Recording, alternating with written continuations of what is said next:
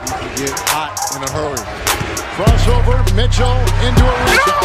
Oh! He came in hot, went up high. Welcome to Fast Break, a channel for anything and everything NBA related. In today's video, we'll be going over the Donovan Mitchell trade and what it means for everyone involved. In any trade, there's going to be one side that benefits more than the other. A rule of thumb is that whoever got the best player won the trade, but that's not always the case. After the Rudy Gobert trade happened, we all knew this was coming. It was just a matter of time and to what team. After being selected 13th overall by the Jazz in the 2017 draft and playing 5 seasons in Utah, Mitchell's time with the franchise has come to an end.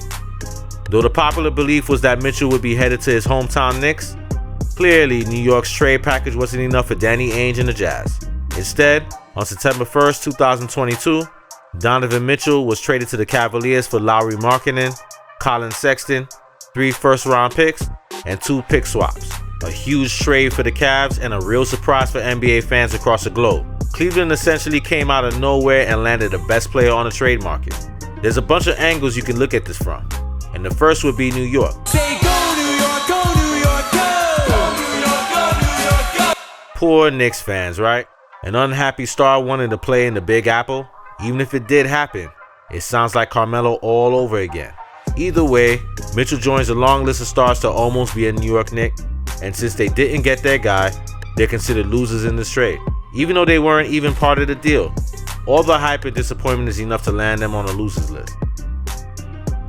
Moving on to the Jazz. Let's be honest here, they were bound to blow things up eventually. It was just a matter of time, and that time ended up being this offseason. After 6 straight seasons of not being able to get past the second round, Danny Ainge and the Jazz started to rebuild by trading Gobert to Minnesota in a trade that took the whole NBA by surprise.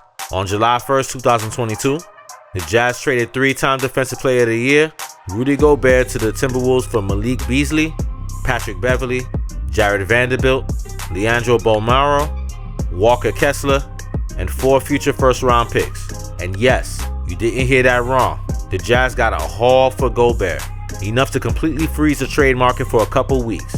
The question then became, if the Jazz could get 5 quality players and 4 draft picks for a great regular season player, what could they get for Mitchell? And if that's what Gobert goes for, then what does KD go for? 2 stars and 2 first-round picks?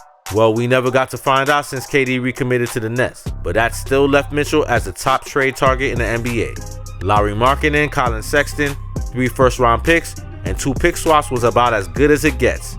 I mean, I think Danny Ainge was trying to target one of the more incompetent franchises. The thing is, the Cavaliers are actually a team on the rise. Maybe the Knicks just couldn't match the combination of picks and players that the Cavs could? Either way, I don't actually think this was the worst thing to happen for Utah. Their team was clearly going no further than the second round, and they were too good to get high draft picks. Not to mention, Utah isn't really a free agent destination. The only way they could really build was through the draft. So instead of inevitably losing Mitchell and Gobert in free agency, or wasting their careers being mediocre, the Jazz opted for a rebuild. Now Utah has a league-high 15 first-round picks over the next 7 drafts. The only other team with that many? Oklahoma City. Danny Ainge and Sam Presti are just hoarding first-round picks for the next decade, and I'm here for it. But the bottom line is the Jazz gave up the best player, and it's nearly impossible to be a winner when you give up a player of Mitchell's caliber. Though they didn't really have a choice, Utah is on the losing end of this deal. Now we move to the Cavaliers side of this. With Sexton and Markkanen going to Utah, the most obvious lineup change will be Mitchell in for Sexton.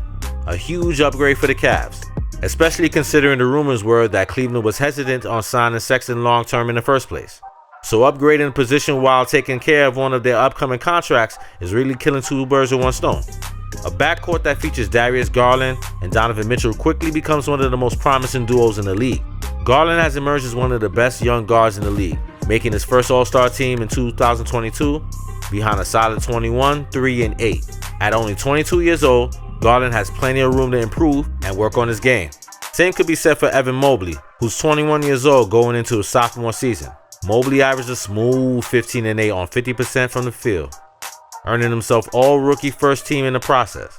For a 7-footer, he can absolutely move. He's dynamic, and his potential is sky high.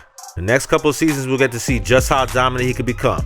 The addition of Mitchell to the core of Mobley and Garland gives them a reliable scorer that can get them a solid 25 points at any given game. especially if the Cavs are looking to make the playoffs.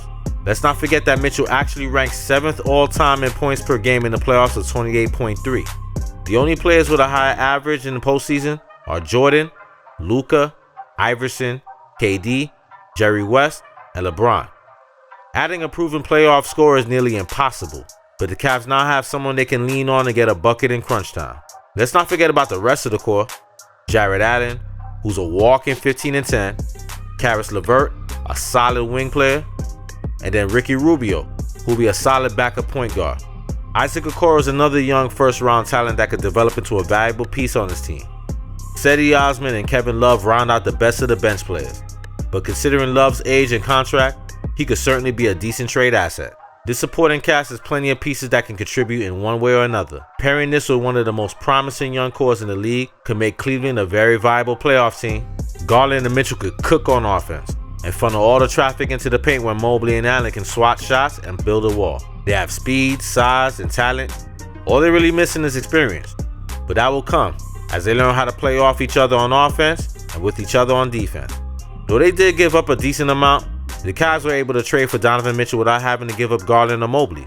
The clear winners of this whole transaction are Mitchell and the Cavaliers. Mitchell gets a fresh start on an up-and-coming team, and the Cavs add a 3-time All-Star that can take them to the next level.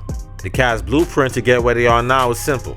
Get some good scouts and hit on a couple of draft picks. Then once the team starts to fill out and they can make the playoffs, trade some role players and first-round picks for the next unhappy star on the trade block. Because based on recent history, they come available more often than you think. It's a great time to be a Cavs fan. Cleveland is finally relevant, and for the first time in 2 decades, it has nothing to do with LeBron. This is a new era for the Cavaliers. It'll be exciting to see what they can do this season. Thanks for watching. Make sure to let us know your thoughts on the trade down in the comments, and don't forget to hit the like button if you enjoyed the video, and subscribe for more NBA content.